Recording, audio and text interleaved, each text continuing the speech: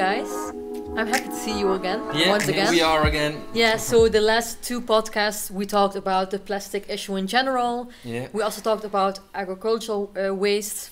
And for now, it's like the last part of our series. We will come back in the summer with some new interesting themes and topics. But for now, we will talk about the plastic soup in the ocean and also about the ocean cleanup as well. One of our favorite parts. Yeah, definitely. Not the ocean cleanup partially, but especially the oceans due to the passion for scuba diving.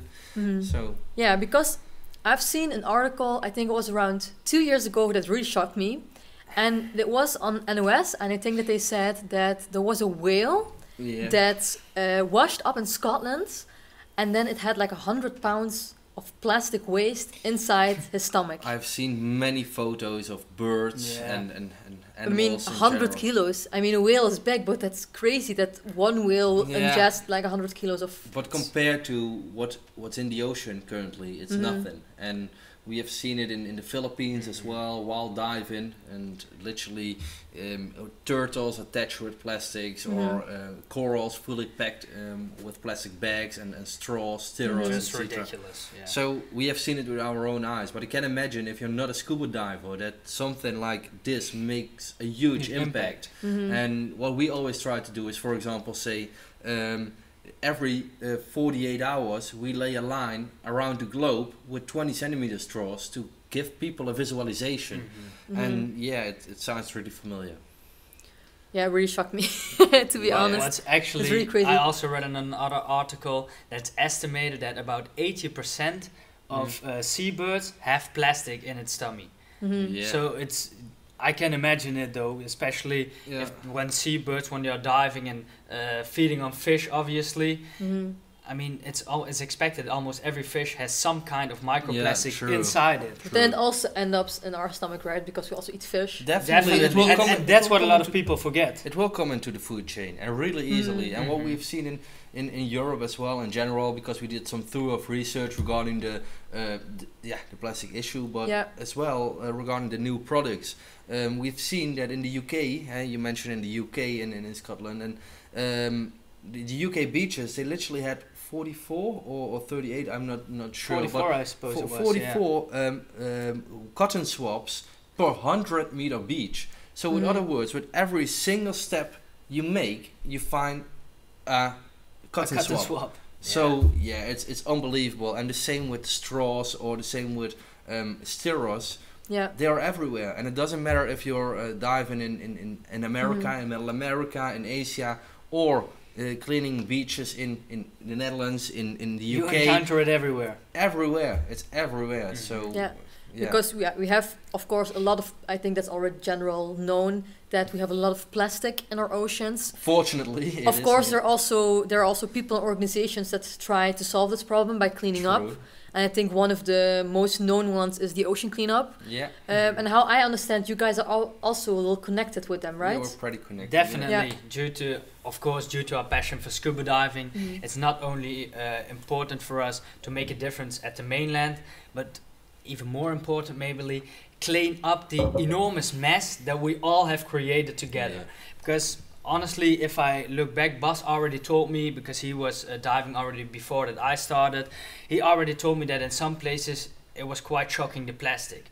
But to be honest, I had never seen it with my own eyes. So if he told me, of course, I acknowledge it and I knew it was there. But as long as you don't see it with your own eyes, it just doesn't sink in. It doesn't sink in until you see it with your own proper eyes, and then you really start to realize, wait, this is a huge problem that we are facing over here. So that's why it's in our business, it's really important not to make only a difference at the mainland, but also at sea.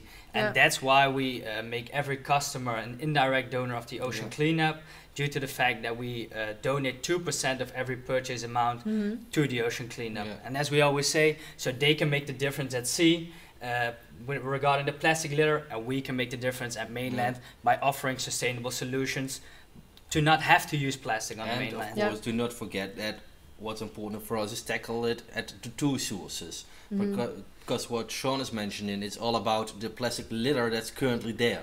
But what the ocean cleanup currently is doing is cleaning the ocean by passive floating systems. but the current tap that is open are the most polluting rivers. And I don't know if you have any idea how much rivers we globally do have.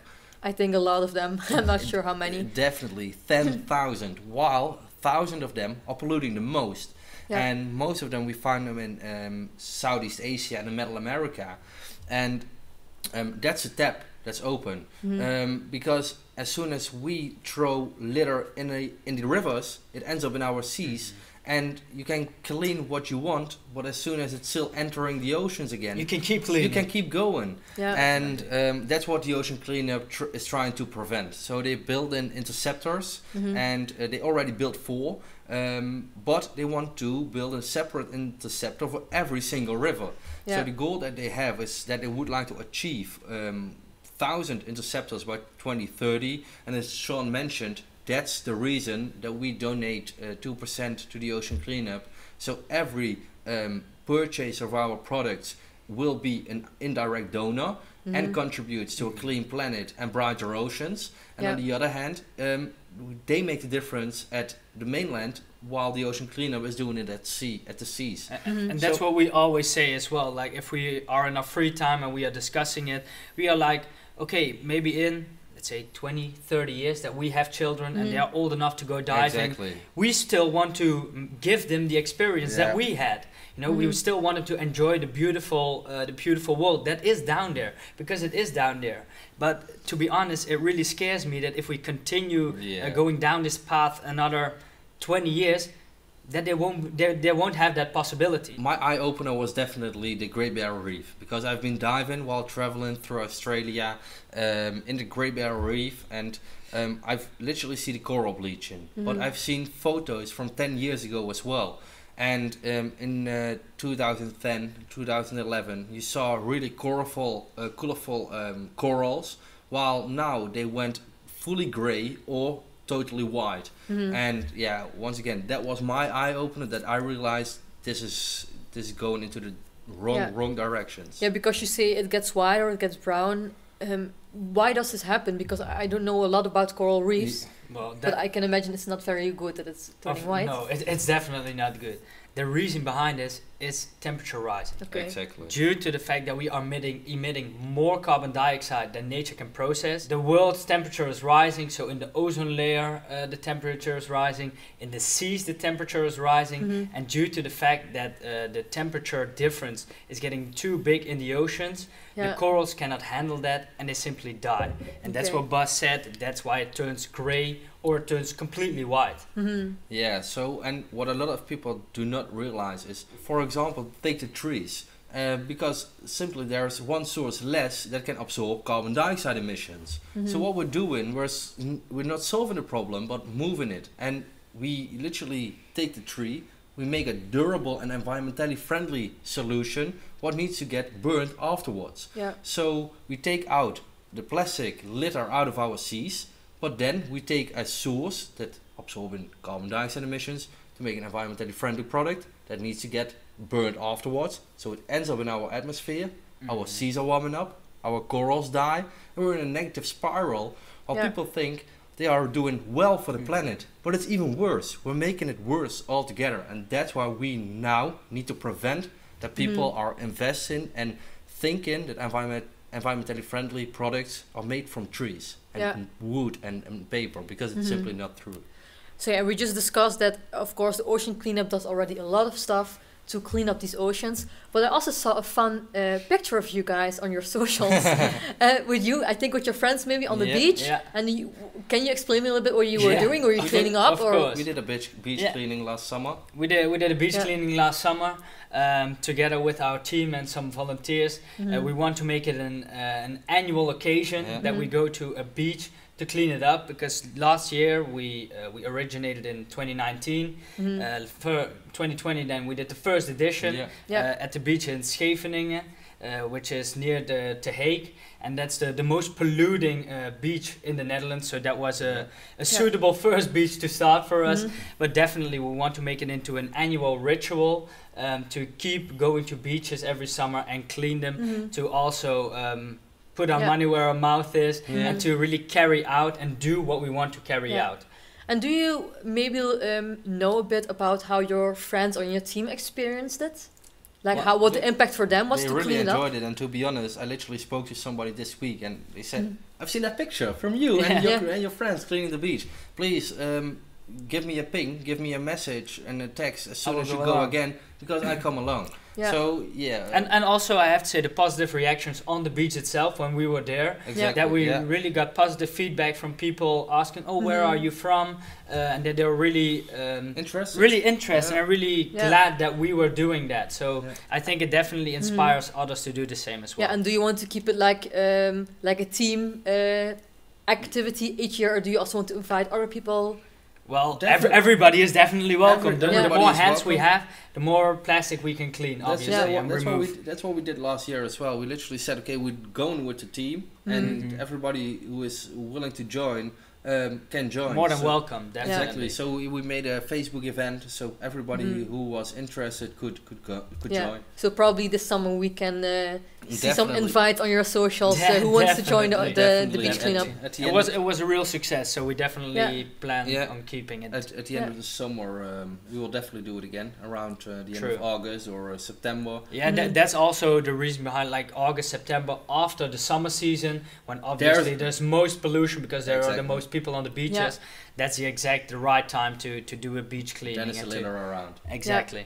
Okay, sounds good. I'm waiting for the invite this summer. You will see them coming.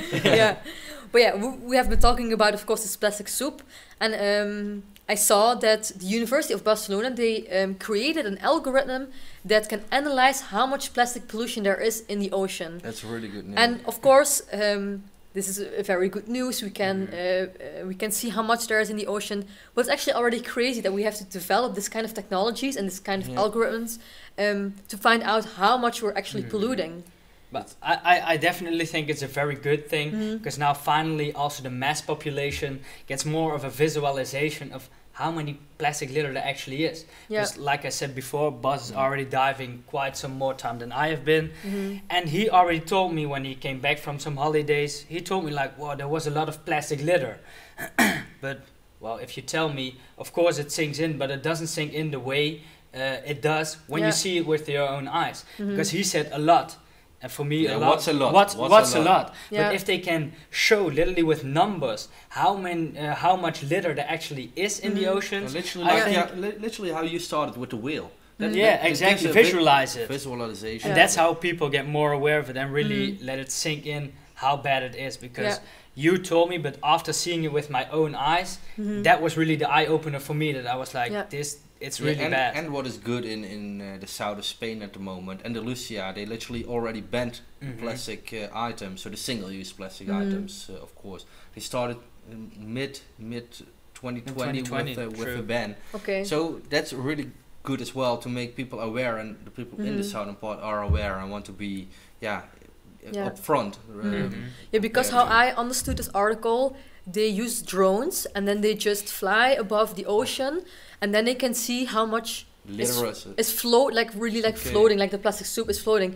But then I'm thinking about these documentaries when you see like in the middle of the ocean there's like no land to be seen, and then there's this like big cluster of floating plastic together. Yeah, the Great Pacific Garbage Patch. Yeah. There are some really massive garbage patches in the seas, and that's actually due to the fact that there are currents that are floating around. Okay. And due to the fact that those currents, there are some places where everything comes together.